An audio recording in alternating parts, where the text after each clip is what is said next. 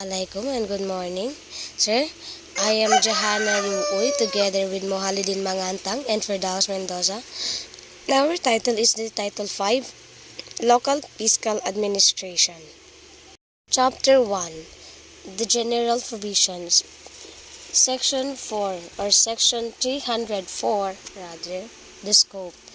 This title shall govern the conduct and the management of financial affairs, transaction, and operation of provinces, cities, municipalities, and barangays. Section 305, Fundamental Principle. The financial affairs, transactions, and operations of local government units shall be governed by the following fundamental principles. We have the A. No money shall be paid out. Letter B. Local government funds and money shall be spent solely for public purposes. Letter C. Local revenue is generated only from sources expressly authorized by the law and ordinance, and collection of thereof shall all times be acknowledged properly. Letter D. All monies officially received by the local government officer in any capacity or in any occasion shall be accounted as local funds unless or otherwise provided by law. Letter E. 306 definition. When used in this title, the term A. Annual budget refers to the financial plan embodying and estimate the income and expenditures for one fiscal year. Letter B. Appropriation. Letter C. Budget document. Letter D. Capital outlays. Letter E. Continuing appropriation. Letter F. Current operating expenditures. Letter G. Expected results. Letter H. Fund. Letter I. Income. Letter J. Obligations. Letter K. Personal services. Letter L. Receipts. And letter M is the revenue. Letter 2. The local and other special funds. Article 1. Receipt, safekeeping, and disposition of local funds. Section 307. The remittance of government monies to the local treasury. Officers of local authorized to receive and collect monies arising from taxes, revenues, or receipts of any kind shall remit the full payment amount received and collected to the treasury of such local government unit, which shall be credited to the particular account or accounts to which the monies in question properly belong. Section 308. Local funds. Every local funds unit shall maintain a general fund which shall be used to account for such monies and resources as may be received by, used by, and disbursed from the local treasury. The general fund shall consist of money and resources of the local government which are available for the payment of expenditures, obligations, or purposes not especially declared by law as and chargeable to or payable from or any other fund. Section 309. Special funds. There shall be maintained in every provincial, city, or municipal treasury the following special funds. Special fund is letter A. Special Education Fund or SEF. Letter B. Trust Fund. Section 10. Separation of books and depository accounts. Local accountants and treasurers shall maintain separate books and depository accounts respectively for each fund in their custody or under such rules and regulations as the Commission on Audit may prescribe.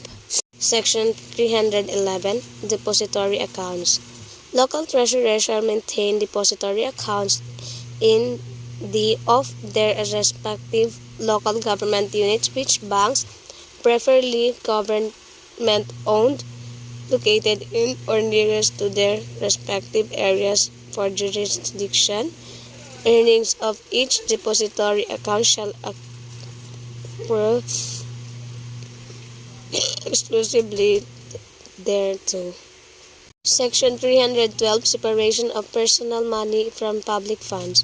Local treasurers and other accountable officers shall keep personal monies separate and distinct from local public funds in their custody and shall not make profit out of public or otherwise apply the same or any use not authorized by law or ordinance. Article 2. Special accounts. Section 313. Special accounts to be maintained in the general fund. Local government units shall maintain special accounts in the general fund for the following: for public utilities and other economic enterprises. Letter B. Loans, interest, bond issues, and other contribution for specific purposes. And letter C. Development project funded from the share of the local government unit. Chapter 3. Budgeting. Article 1. Local government budgets. Section 314. Form and consent. Letter A. Local government budgets shall primarily consist of two parts. Part 1 is the estimate of income, and the Part 2 is the total appropriations covering the current operating expenditures and capital outlays. Letter B. The budget document. 3. Summary of financial statement setting forth. First is the actual income and expenditures during the immediately preceding year. The second one is the annual income and expenditures of the first two quarters. 315. Submission of detailed statement of income and expenditure. On or before the 15th day of July of each year, local treasurers shall submit to their respective local chief executives a certified statement covering the income and expenditures of the preceding fiscal year, the actual income and expenditures of first two quarters of the current year, and the estimate income and expenditures for last two quarters of the current year. Section 316. Local Finance Committee. There is hereby created in every province, city, or municipality of local finance committee to be composed of the local planning and development officer, the local budget officer, and the local treasurer. Section 317. Submission of budget proposal by heads and departments or offices. Each head of department or office shall submit a budget proposal for his department or office to the local chief executive on or before the 15th of July of every year, provided that budget proposal of each department or office shall be categorized under either economic, social, or general services.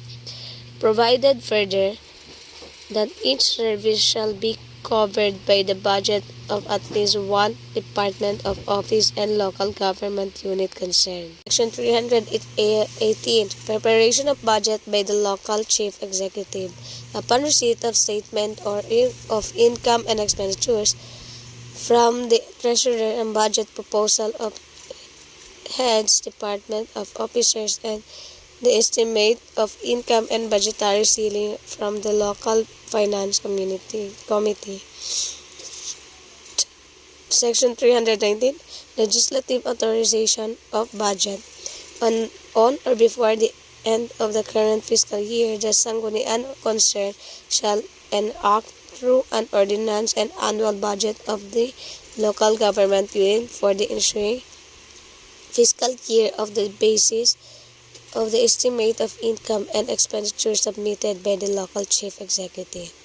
Section 320. Effectivity of budgets. The ordinance enacting the annual budget shall take effect at the beginning of ensuing calendar year, and ordinance enacting a supplemental budget, however, shall take effect upon its approval and on the date fixed therein. The responsibility for the execution of the annual and supplemental budgets, and accountability therefore shall be vested primarily in the local chief executive concerned.